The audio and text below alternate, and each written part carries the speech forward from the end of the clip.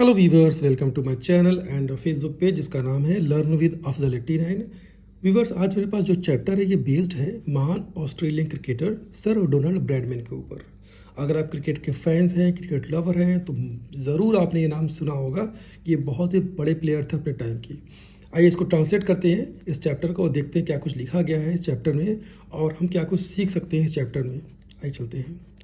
Sir Donald Bradman, birth August 27 1908, कुटामुंड्रा Australia.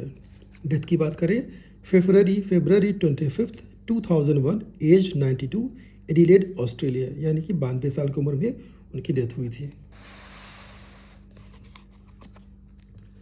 Sir Donald Bradman was an Australian cricketer commonly referred to as the don.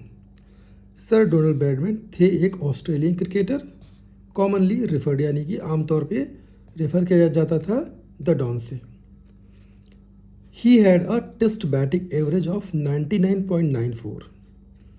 उनका जो batting average था, उनका batting average था cricket का, वो था टेस्ट में 99.94।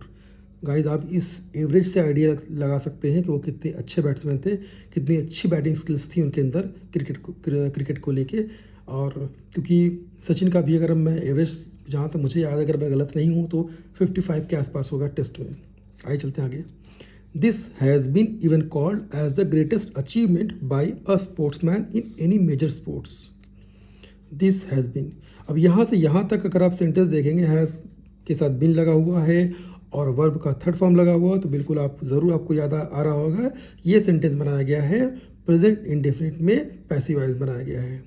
दिस हैज़ बीन कॉल्ड यानी कि इसे कहा जाता है द ग्रेटेस्ट अचीवमेंट, यानी कि बहुत बड़ा अचीवमेंट या महान अचीवमेंट कहा जाता है बाय ए स्पोर्ट्समैन, यानी किसी भी स्पोर्ट्समैन के द्वारा, इन एनी मेजर स्पोर्ट्स, यानी कि किसी भी, यानी कई मेजर यानी प्रमुख स्पोर्ट्स खेलों में से। क्योंकि हर एक खेल का हर एक खेल होते हैं, हर एक प्लेयर का एक खुद का परफॉर्मेंस होता है, उसके बेस पे एक एवरेज निकाला जाता है। तो आई थिंक कि 99.94 से अच्छा किसी का एवरेज नहीं होगा। तो शायद इस बेस पे उन्हें ये चीज़ें उन्हें कही जाती है या बुलाई जाती हैं। आगे चलते हैं।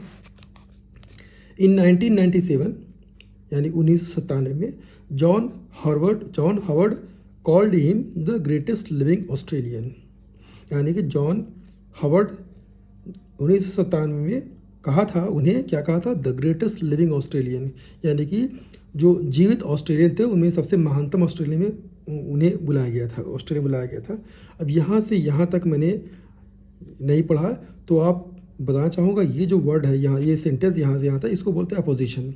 अब यहाँ पे देखिए, आप जॉन हावर्ड लिखा हुआ है और उन्होंने कहा क्या था, द ग्रेटेस्ट लिविंग ऑस्ट्रेलियन कहा था, लेकिन ये नहीं बताया गया था जॉन हावर्ड कौन है। तो ये अपोजिशन है। अपोजिशन का काम ये होता है कि जो भी इस सेंटेंस से पहले वर्ड आता है, यानी कि नाउन आता है, उसके बारे में एक्स्ट्रा इन्फॉर्मेशन देता है आपको। तो जॉन हावर्ड कौन थे, वो प्राइम मिनिस्टर थे ऑस्ट्रेलिया के उस टाइम के, तो इसको बोलते हैं अपोजिशन। अगर मैं ये कहूँ कि Sachin is a good human, तो अब मैं उसको ब्रैकेट में बोल सकता हूँ सचिन तेंदुलकर फॉर्मर क्रिकेटर। तो ये फॉर्मर क्रिकेटर हो जाएगा आपका कि ये एक्स्ट्रा इन्फॉर्मेशन दिया जा रहा है सचिन तेंदुलकर के बारे में। इसको बोलते हैं पोजीशन। आइए देखते हैं नेक्स्ट पेज पे क्या कुछ लिखा है।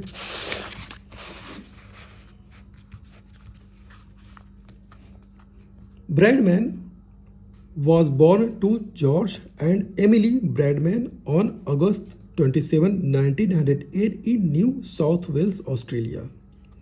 ब्रैडमैन पैदा हुए थे किसके घर, जॉर्ज एंड एमिली ब्रैडमैन, यानी ये दोनों उनके जो पेरेंट्स हैं उनके घर पैदा हुए थे। अगस्त हालांकि नहीं लिखा है उनके यहाँ, तो उनके घर पे घर नहीं लिखा हुआ, हाउस नहीं लिखा हुआ, फिर ये मैं बता रहा हूँ 27 अगस्त को 1908 में साउथ वेल्स ऑस्ट्रेलिया पैदा हुए थे। ये एक तरह से एक अच्छा वे है राइटिंग का, क्योंकि अगर यहाँ पे ये लिखेंगे Bradman was born to Australia, फिर उनको ये बताना पड़ेगा कि उनके पेरेंट्स कौन हैं। तो यहाँ पर अगर आप देखेंगे तो एक ही वर्ड में यहाँ से यहाँ तक देखेंगे आप, तो यहाँ पे तीन चीज़ें हो गई। एक तो ये हो गया कि उनके पेरेंट्स का भी नाम आ गया और जो डेट है वो भी दे दिया, प्लस जो प्लेस है जहाँ उनकी पैदाइश हुई थी वो भी लिख दिया एक ही सेंटेंस में।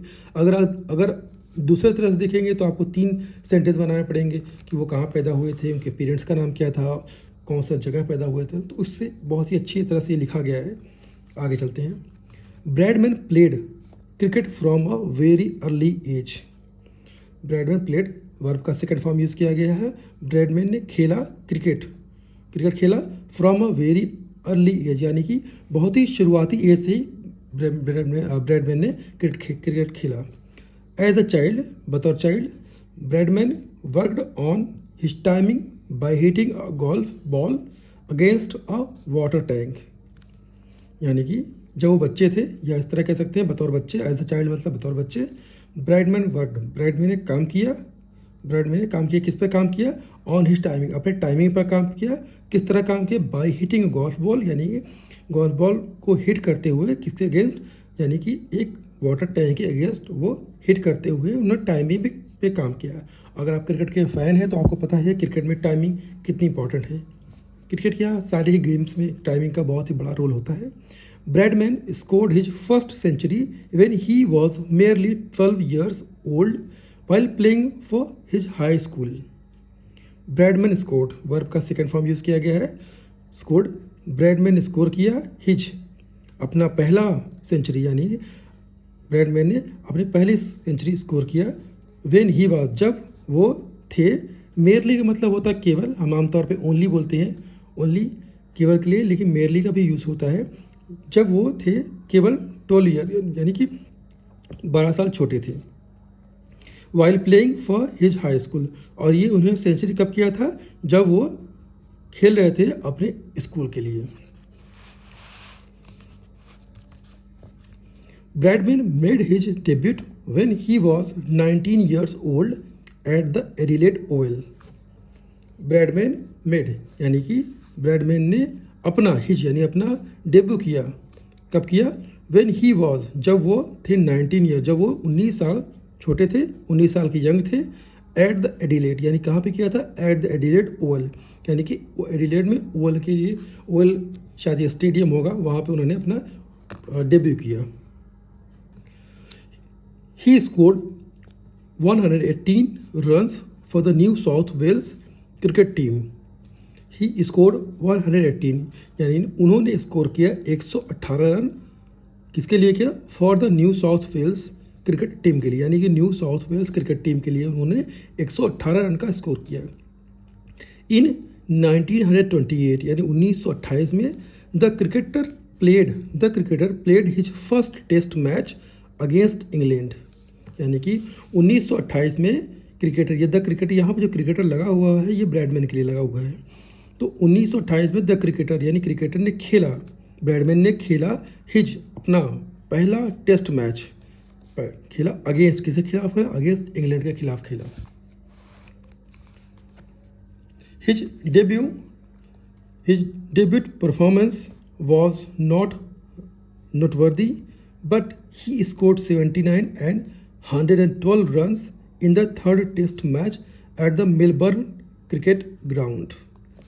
His debut performance, यानी कि उनका जो पहला मैच कह सकते हैं, डेब्यू मतलब होता है पहला मैच, तो उनका पहला मैच या डेब्यू का अगर हिंदी वर्ड की बात करें तो एक तरह से होता है पदार्पण।